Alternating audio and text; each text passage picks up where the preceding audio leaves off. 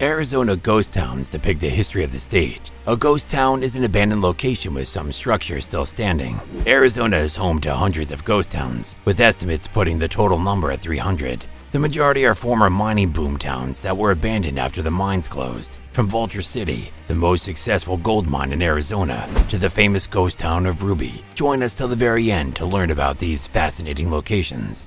So let's get started. Number 10. Vulture City.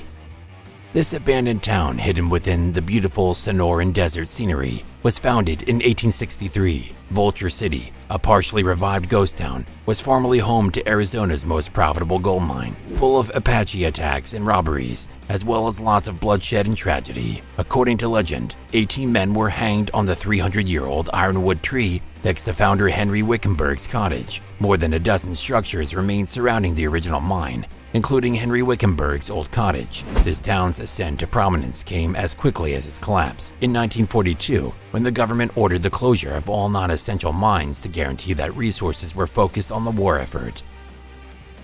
Number 9. Chloride. It holds the distinction of being Arizona's longest continuously inhabited mining town, as well as the state's longest continuously operational post office. It was Arizona's first established town, and home to the state's first all-volunteer fire department. You've most likely traveled through this town on your trip to Las Vegas. Chloride was developed in 1862, when a silver metal deposit was discovered.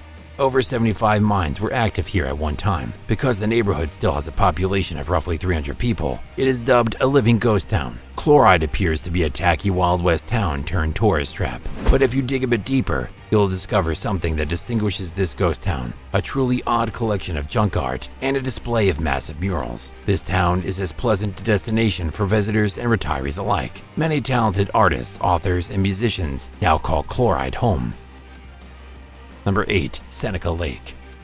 Few experiences better capture Arizona's past than a visit to a ghost town, and these communities come in many shapes and sizes, with a wide range of histories. The typical picture of an Arizona ghost town is of a deserted pioneer town or community. However, the history of Seneca Lake began in the late 1970s. In the 1970s, the structures surrounding Seneca Lake were intended to become a resort. The San Carlos Apache tribe constructed a big restaurant and bar, a service station, cabins, and a trading post, with plans to construct an 80-unit hotel, golf course, and riding stables in the future. The preparations came to a halt when the tribe failed to make payments to its lenders. It didn't take long for the lenders to come out and take back everything, including restaurant equipment. This location was closed down in the late 1970s.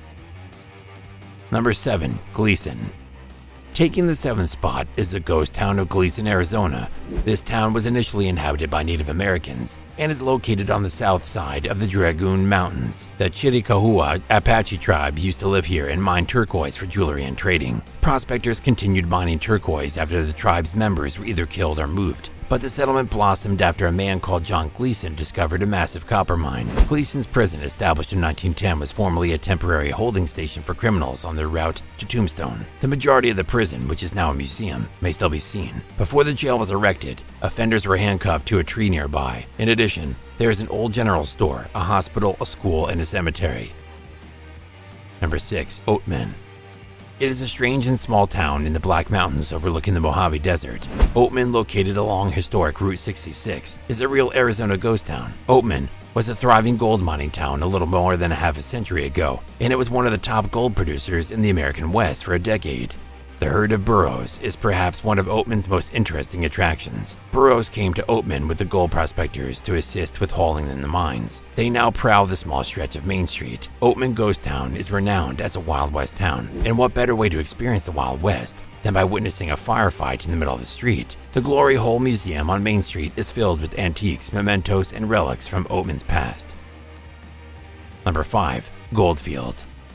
Back in the 1890s, Goldfield had 3 saloons, a guest house, a general store, a blacksmith shop, a brewery, a meat market, and a school building. Just when it looked like the town would outgrow Mesa, the vein faulted, the ore quality plummeted, and the town died a slow and terrible death. This town existed for only 5 years until being abandoned in 1897.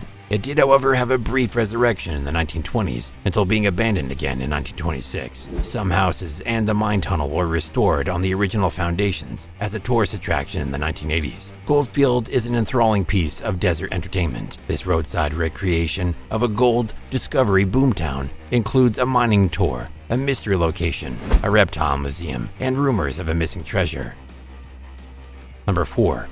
FAIRBANK. FAIRBANK developed as a transit center nestled on the banks of the San Pedro River. It was the nearest railroad junction to Tombstone and operated a stage route to the town's lucrative silver mines. FAIRBANK, like most Old West settlements, experienced a share of bloodshed. It may be difficult to believe now, but FAIRBANK was essential in the development of Arizona's southeast area. It was founded in 1881 and flourished quickly once the railroad arrived. FAIRBANK survived until the late 1970s, but when the silver ran out, it didn't take long for FAIRBANK to fall. Today, a half-dozen structures cluster in the mesquite groves above the river, including a huge commercial building, a schoolhouse, and a few houses. The village was abandoned in the 1970s and later bought for conservation purposes by the Bureau of Land Management. Moving on into the top 3 territory now. Number 3. Tombstone. Tombstone is the state's pride and is regarded as the most genuine western town left in Arizona. Ed Schieffelin, a prospector, established it in 1877. Prior to Tombstone, this settlement served as a scouting expedition camp for the Chiricahua Apaches. No other Arizona ghost town attracts travelers like Tombstone, which is why this town became known as a town too tough to die. The unpaved lanes conjure up visions of gunfights and classic western films. Tombstone, Arizona's most renowned ghost town, is the site of the legendary shootout at the OK Corral, and was home to the famous Wyatt Earp and the Clanton brothers. It was also Arizona's most productive silver region in the mid-1880s, yielding $50 to $95 million in silver. Tombstone expanded from 100 to over 14,000 people in less than 8 years. Between the Boot Hill Cemetery and the Birdcage Theater, Tombstone has a slew of legendary ghost encounters and stories to keep all the tourists entertained. Number 2. Ruby.